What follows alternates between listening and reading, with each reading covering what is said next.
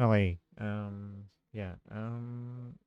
If you want to learn or let's say para mapabilis lang yan ano, to make your work faster, let's say you get to see where your design would be something magkaroon ng parang texture agad or if you want to use some para make it more make realistic, you can use this process. So if you have let's say a silhouette, no, so this one is I create a parang uh, um, a robot no with four parang parang mga tentacles like. So tapos gagamitin ko yung ano, I'll use this image to make it as a parang texture and it would make this design parang hindi na mahirapan mag-details pa. So what will I do is to bring this image in front. And then to blend it, I'll use the blending mode. So for this blending mode, it's better to use the lighten. Okay. So use the lighten. Then when you're using this kind of technique, you need to make the image parang appropriate or let's say parang proportion or naka-align din sa ano ng design mo, yung ginawa mong sketch. Tapos pa if you're okay with the result, so, you just, merge it. So, i-merge mo siya. So, halimbawa, dito, ang gagawin ko, I'll try to, uh, ayan. So, for me, okay na siguro yan. So, I'll just delete the remaining parts. Ayan. So, kita natin na lang yung size. Tapos, ito, um, gawin natin is create clipping mask. Ayan, naka-clipping mask yan. Tapos, lagyan natin ng noise median. So, it's a bit parang blur. Pero later, maayos natin yan. And then, merge. So, para mas safe, i-duplicate it. Then, merge natin yun. So, we now have from this silhouette. So, it's hindi na tayo nagpagod. Meron na tayong parang texture for this one. We will try to use that um, color of that image, no? To capture yung dito sa ibang part. So, gagayahin natin yung coloring niya.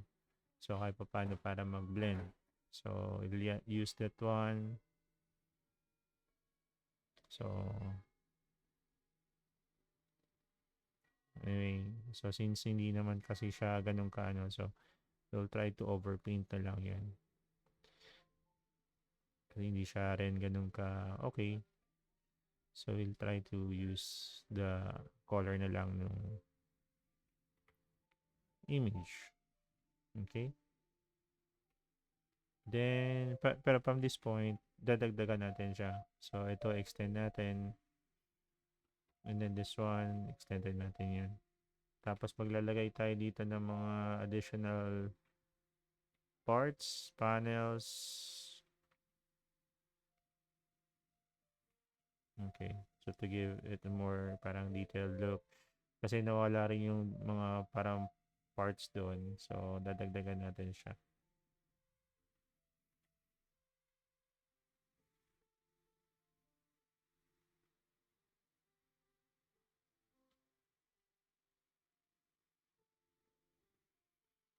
Then, some colored yellow.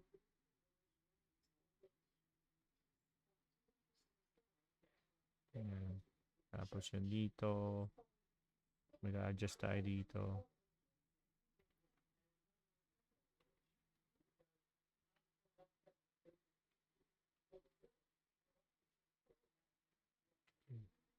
And then, ito, extend ulit natin.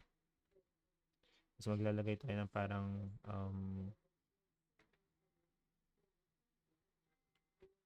panel dyan.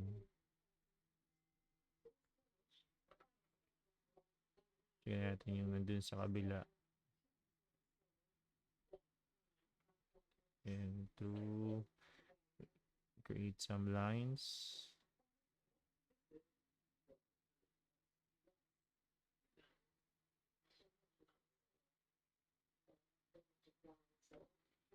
Tapos we create more lines here.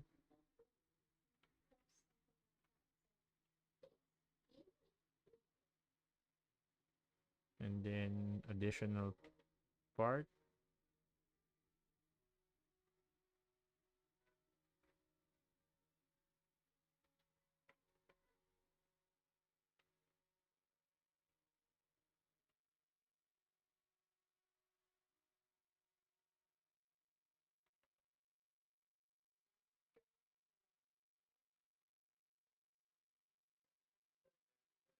Tapos ito extend natin.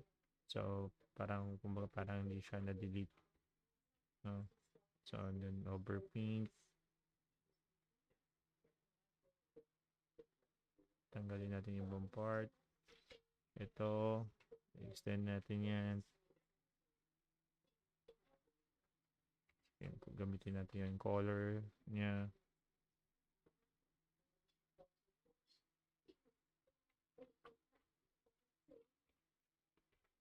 Tapos dodge. And then, maglalagay tayo dito ng ano. Yan, line. Extend ulit natin.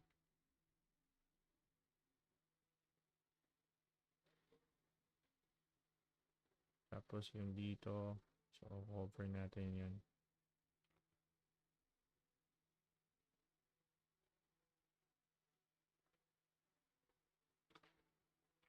So, delete.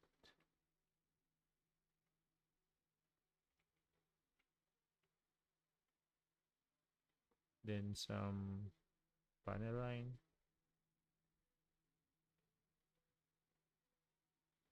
Or pwede naman yung i-delete. Change na lang natin mas mababa.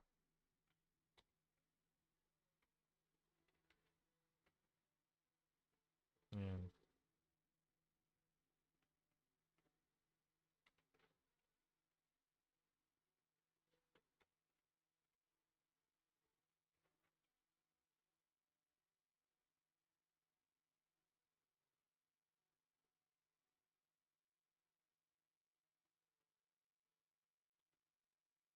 Okay.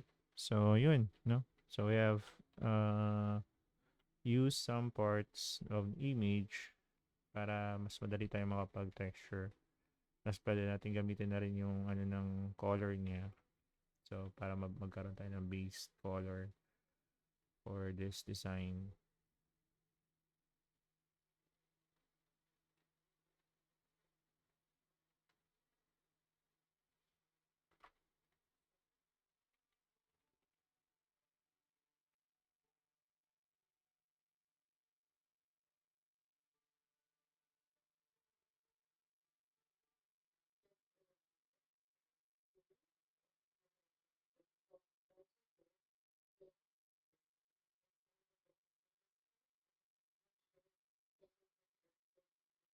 So, ito, overpaint.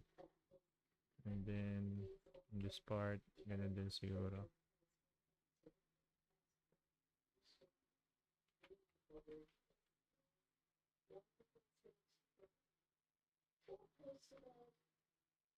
Okay, some dots, additional line. And then some dodge here.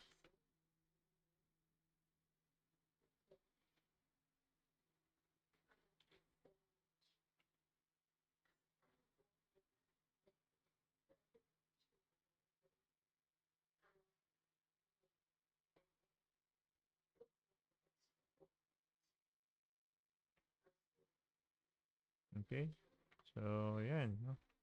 So we have our own robot or mech. Sige natin na lang details sa baba.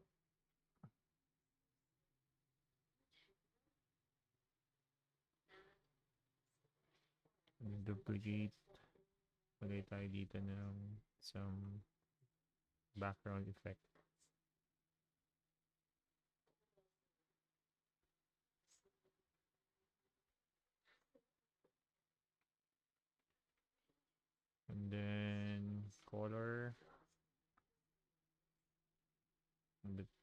green sa background.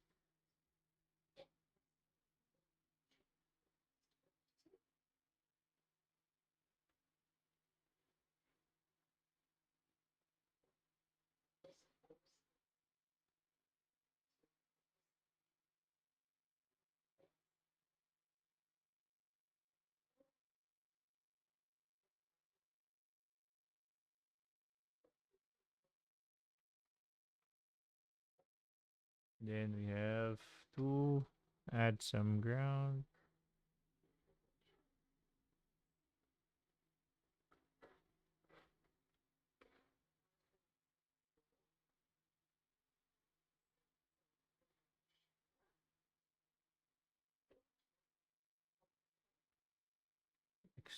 Move it up a bit. Tapos lagyan natin para mga rock dito. Just an added effect. Okay. So, ayan. No? So, you have, yeah, you can still, ano to, modify, changing the color balance.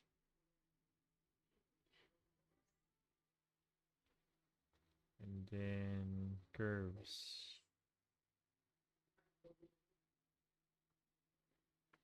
Okay. Yeah, pwede ko pa naman siyang i-adjust, but so far for me, this is good already.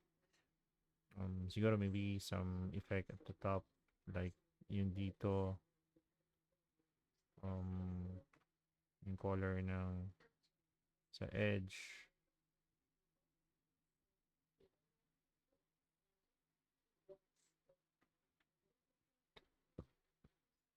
Yeah.